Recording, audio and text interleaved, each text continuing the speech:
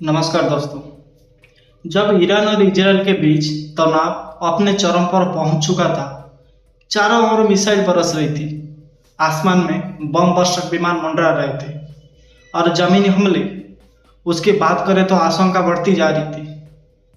तब भारत ने वो कर दिखाया जो बड़े बड़े देश भी इतनी तेजी से नहीं कर पाए।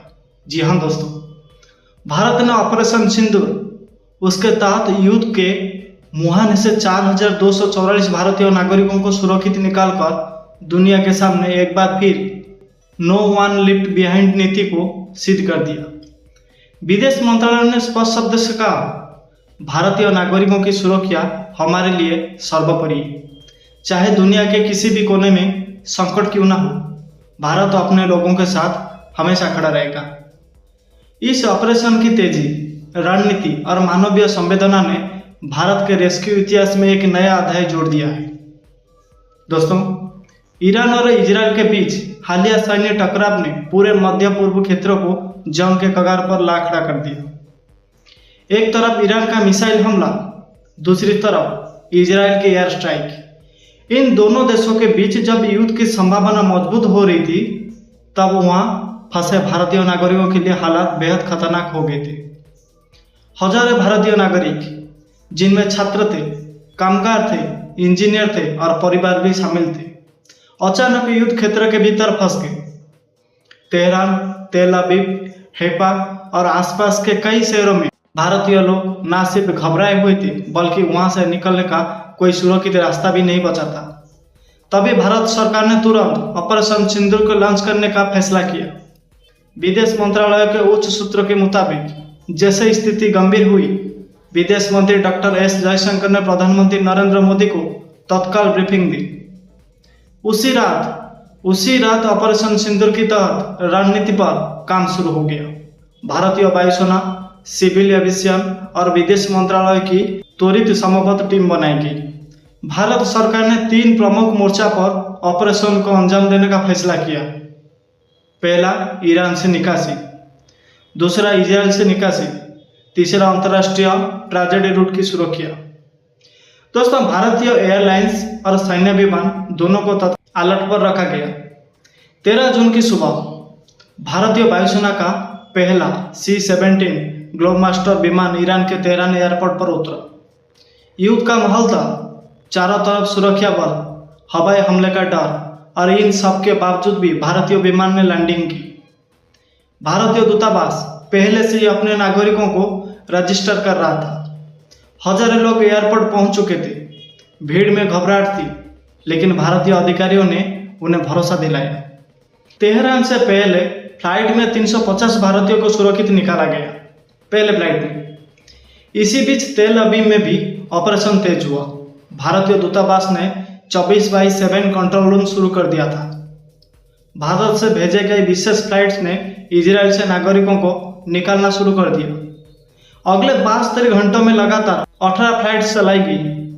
ऑपरेशन सिंदूर सिर्फ हवाई रास्तों से नहीं चला। ईरान के कुछ हिस्सों में भी जहां हवाई अड्डे बंद हो गए थे, वहां सड़क मार्ग से लोगों को सुरक्षित जगह पर पहुंचाया गया।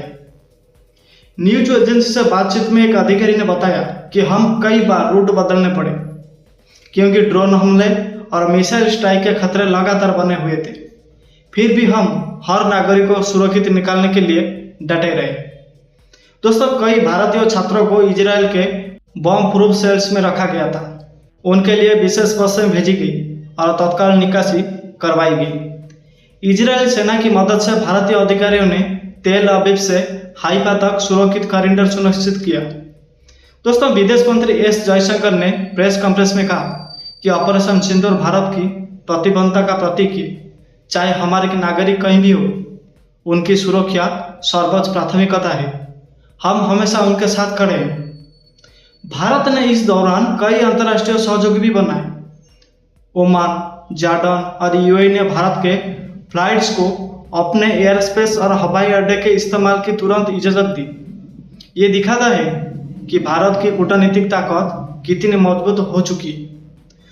दोस्तों, न्यूज एजेंसी ने ऑपरेशन सिंदूर से लौटे कई भारतीयों से बातचीत की। एक छात्र ने बताया कि जब हम एयरपोर्ट पहुंचे तो हम सब रो रहे थे, भारत का झंडा देखकर भरोसा हुआ कि अब हम घर पहुंच जाएंगे। एक भारतीय महिला कर्मचारी ने कहा, वहाँ हर तरफ बम गिर रहे थे, लेकिन हमारे लिए भारतीय टीम जान जोखिम में डालकर आई। हमें ऐसा लगा जैसे हमारा परिवार लेने आया हो। भारत लौटे कई नागरिकों ने कहा कि वो हमेशा भारतीय सेना और विदेश मंत्रालय के शुक्रगुजार रहेंगे। दोस्तों, ऑपरेशन सिंदूर को न सिर्फ भारत में बल्कि वैश्विक मीडिया में भी जबरदस्त सराहना मिली। CNN ने लिखा कि India swift and safe evacuation set a global benchmark. The Guardian ने रिपोर्ट किया, India proactive diplomacy and military coordination save thousands. और AI जाजरा ने इसे a rare example of crisis management under fire बताया। दोस्तों, विशेषज्ञों का मानना है कि भारत ने न केवल अपने नागरिकों को बचाया बल्कि इस ऑपरेशन के जरिए दुनिया को संदेश दिया कि भारत अब सिर्फ क्षेत्रीय शक्ति नहीं बल्कि वैश्विक संकटों से निपटने में अग्रणी है। भारत सरकार पिछले कुछ वर्षों से नो वन लेफ्ट बिहाइंड नीति पर काम कर रही है, जिसके तहत दुनिया में कहीं भी संकट आने पर भारत अपने नागरिकों को हर हाल में सुरक्षित निकालने का वादा करता है।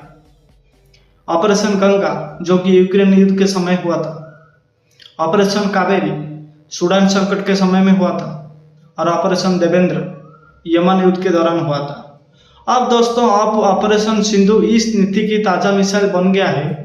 विदेश मंत्रालय ने साफ कर दिया है कि भविष्य में भी भारत अपने नागरिकों की सुरक्षा के लिए इस तरह के ऑपरेशन को तुरंत अंजाम देगा।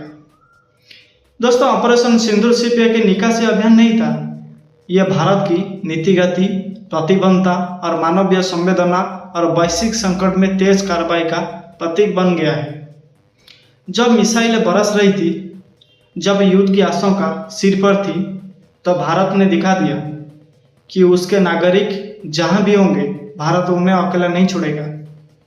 भारत ने एक बार फिर साबित कर दिया है, हम कहीं भी हो, हमारा देश हमारे साथ है।